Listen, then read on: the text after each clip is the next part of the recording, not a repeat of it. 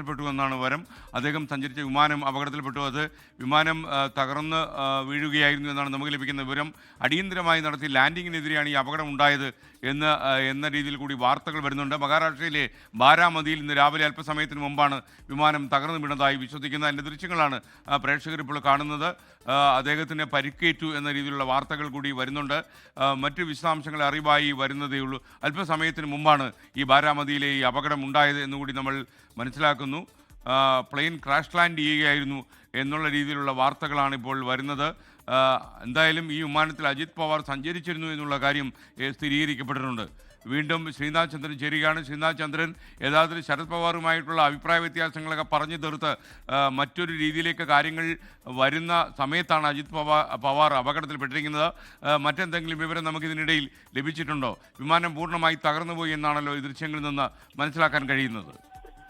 തീർച്ചയായും ഗുരുതരമായ ഒരു അപകടം തന്നെയാണ്. വിമാനം ഏതാണ്ട് പൂർണ്ണമായി തന്നെ തകർന്നു. ആ പ്രദേശത്ത് വലിയ തീനാളുകളും മറ്റുമൊക്കെ കാണാൻ വേണ്ടി കഴിയുന്നുണ്ട്. വിമാനത്തിന്റെ ഏതാനും അവശിഷ്ടങ്ങൾ മാത്രമാണ് ഈ ദൃശ്യങ്ങൾ പോലും കാണാൻ കഴിയുന്നത്. വിമാനത്തിന്റെ ടെയിൽ എൻഡ്, അതിന്റെ ഒരു വാൾഭാഗം മാത്രമേ കത്താതെ ഇപ്പോൾ ഈ ദൃശ്യങ്ങൾ നമുക്ക് കാണാൻ വേണ്ടി കഴിയുന്നുള്ളൂ. ബാക്കി ഏതാണ്ട് പൂർണ്ണമായി തന്നെ വിമാനം തകർത്തിട്ടുണ്ട്. അത് റൺവേയിലല്ല ഇറങ്ങിയത് എന്നതാണ് നമുക്ക് ആ ദൃശ്യങ്ങളിൽ നിന്ന് മനസ്സിലാക്കുന്നത്.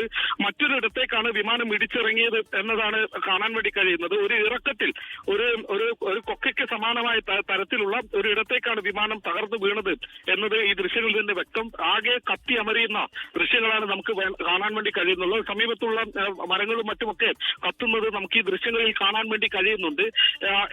വലിയൊരു അപകടം തന്നെ. വിമാനം പൂർണ്ണമായി തന്നെ ഈ വിമാനം കത്തി അമർന്നു എന്നത് ഈ ദൃശ്യങ്ങളിൽ നിന്ന് തന്നെ വ്യക്തമാണ്. രക്ഷാപ്രവർത്തകർക്ക് അവിടെ നിന്ന് ചില അവശിഷ്ടങ്ങൾ മാത്രമാണ് ഇപ്പോൾ നീക്കുന്നത് നമ്മൾ ഈ ദൃശ്യങ്ങളിൽ നിന്ന് നമ്മൾ കാണുന്നത്.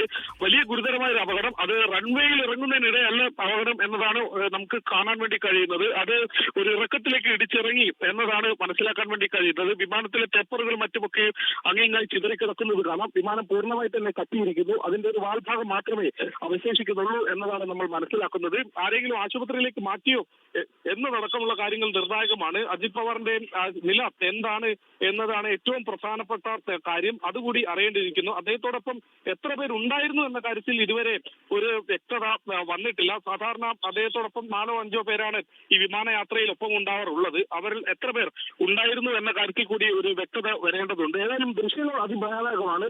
വിമാനം ഏതാണ്ട് പൂർണ്ണമായി തന്നെ കത്തിയമർന്നു എന്നത് നമുക്ക് കാണാം.